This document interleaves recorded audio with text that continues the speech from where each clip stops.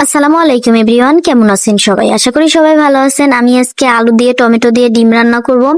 তো এর জন্য আমি ফার্স্টে ডিমগুলো সিদ্ধ করে আমি ভেজে সাইড করে রেখে দিয়েছি। এরপর আমি চুলার উপর আরেকটি কড়াই বসিয়ে নিয়েছি, নিয়ে ডিম ভাজার তেল ছিল ওটা দিয়েছি, আর পরিমাণ মতো তেল দিয়ে সামান্য কিছু পরিমাণে তেল দিয়ে আমি এর ভিতরে তেলটা গরম হলে পেঁয়াজ কুচি দিব, দিয়ে পেঁয়াজটা ভালো করে নেড়েচেড়ে বাদামি কালার করে আমি ভেজে নিব। তো পেঁয়াজটা বাদামি কালার করে ভাজা হলে আমি এর ভিতরে পরিমাণ মতো আদা রসুন বাটা দিব, দিয়ে আমি এটা ভালো করে নেড়ে চেড়ে কিছুক্ষণ ভেজে নিব। এরপরে আমি এখানে সামান্য কিছু পরিমাণে পানি দিব।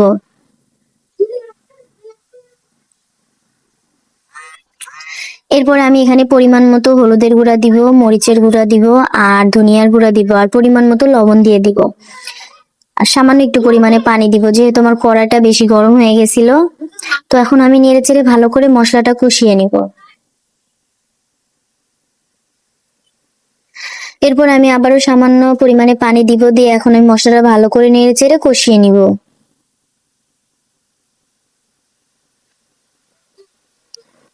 এরপর আমি টমেটো কেটে রাখছিলাম, টমেটো গুলো মশলার ভিতরে দিয়ে দিব, দিয়ে এখন ভালো করে নেড়ে চেড়ে নিব। এরপর আমি আলু সিদ্ধ করে আলু পরিষ্কার করে নিয়েছি, এখন আমি আলুগুলোও এর ভিতরে দিয়ে দিব, দিয়ে এখন মশলাটার ভিতরে কিছুক্ষণ নেড়ে চেড়ে আমি কষিয়ে নিব ভালো করে আলুটা। এর মাঝখানে আমার ভিডিওটা একটু স্কিপ হয়ে গেছে, মানে ভিডিও অন করতে আমি ভুলে গিয়েছিলাম। তো এরপর আমি নেড়ে চেড়ে যখন কষানোর মাঝখানে আমি সামান্য একটু পরিমাণে পানি দিয়েছিলাম, দিয়ে আমি নেড়ে চেড়ে আলুটা এরপর ঢাকনা দিয়ে ঢেকে রাখছিলাম। কিছুক্ষণ পর ঢাকনাটা উঠিয়ে আমি আবারও ভালো করে নেড়ে চেড়ে আলুটা কষিয়ে নিয়েছি, নিয়ে আমি এর ভিতরে পরিমাণ মতো পানি দিয়ে দিব, মানে ঝোলের পানি দিয়ে দিব আমি, দিয়ে একটা ঢাকনা দিয়ে ঢেকে রাখবো কিছুক্ষণ। তো কিছুক্ষণ পরে তো বলক এসে গিয়েছে, এখন আমি আবারও নেড়ে চেড়ে ভালো করে এটা রান্না করে নিব কিছুক্ষণ। তো কিছুক্ষণ রান্না হলে আমি এর ভিতরে ডিম গুলা দিয়ে দিব, দিয়ে আমি এখন ভালো করে নেড়ে চেড়ে দিব।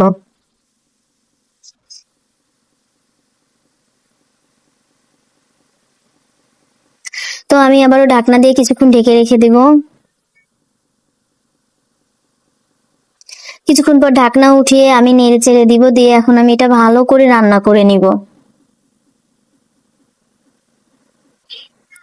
আপনাদের যদি আমার ভিডিওটি ভালো লাগে অবশ্যই লাইক দিবেন, আর পেজটা ফলো দিয়ে পাশে থাকবেন, কমেন্ট করবেন সুন্দর সুন্দর।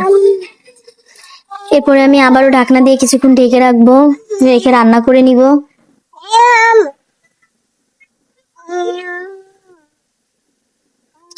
তো এই তো আমার প্রায় রান্না শেষ, আমার তরকারি ফাইনাল লুক। সবার কেমন লাগলো অবশ্যই কমেন্ট করে জানাবেন। সবাই ভালো থাকবেন, সুস্থ থাকবেন। আল্লাহ হাফেজ।